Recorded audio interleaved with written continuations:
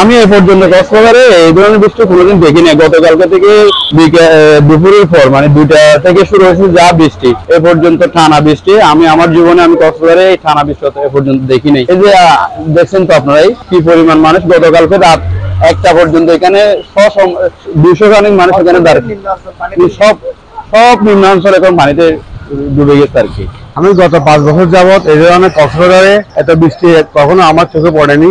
এখন কক্সবাজারে আমাদের রুটটা দেখেন, এদিকে আপনি অ্যাটাক করেন, এখানে কোনোভাবে দেখা যাচ্ছে না যে মানুষের চলাচলের যে অবস্থা, পৌরসভা কি করছে, সরকার কি করছে, এগুলো আমরা জানি না, কিন্তু জনসাধারণ যে কষ্টগুলো পাচ্ছে, একটা ডেলিভারি অভিযোগ এখন এখান থেকে নিয়ে যাওয়ার কোনো সম্ভব কিনা আপনি দেখেন, বাস্তবে রুটটা দেখেন আপনি।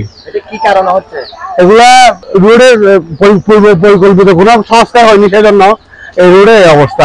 এখানে সবার ঘরতে পানি ঢুকিয়ে এখন বন্যা পরিণত হচ্ছে। এখন কেউ তো ঘর থাকতে পারছে না, গরু সব সবগুলো রাস্তার কাছে দিয়েছি। এখন মানুষজন সবগুলো সকালে মানুষজন রাস্তায় মানে যার মানে বড় ধরনের বিল্ডিং গুলো আছে তার কাছে আছে নিজে, এখন আমরা আশ্রয় নিচ্ছি। আমাদের এখানে জনশ্বাস বন্যা কবলিত হয়ে গেছে। এখানে চারিদিকে ডুবা, রাস্তাঘাট সব ডুবা, বাড়ি গেলে রান্না করতে পারতেছে না, চুলার মধ্যে পানি ঢুকে গেছে। আমাদের সব বাচ্চা কাচ্চা এখন কালকে থেকে না খেয়ে অনেক হাহাকার করতেছে, কোথাও যাবো যাওয়ার কথা রাস্তা নেই।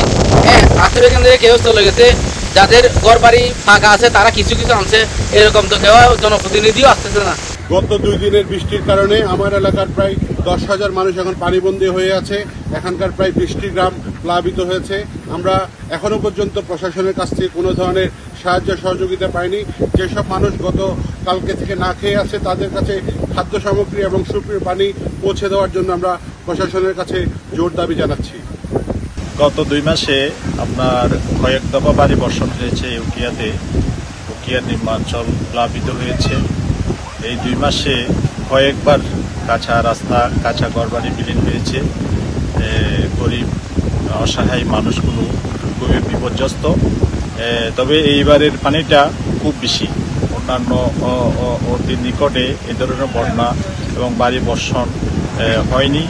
এবার যেটা দেখলাম এটা অস্বাভাবিক পানি, বিশেষ করে হলদিয়ার বিভিন্ন এলাকা, জালিয়া বালংয়ের আপনার বিশাল এলাকা, রাজা পালং, আপনার রত্না পালংয়ের কিছু অংশ, পালংকালিতেও কিছু অংশ প্লাবিত হয়েছে।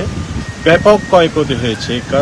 কাটিয়ে উঠতে আমাদের অনেক দিন লেগে যাবে।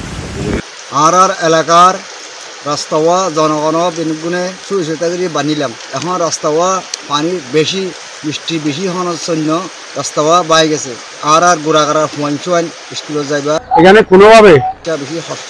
এখন আর অন্যরা সরকার তো চাই যে রাস্তাওয়ার বানিবার ব্যবস্থা অন্যরা তো চাই।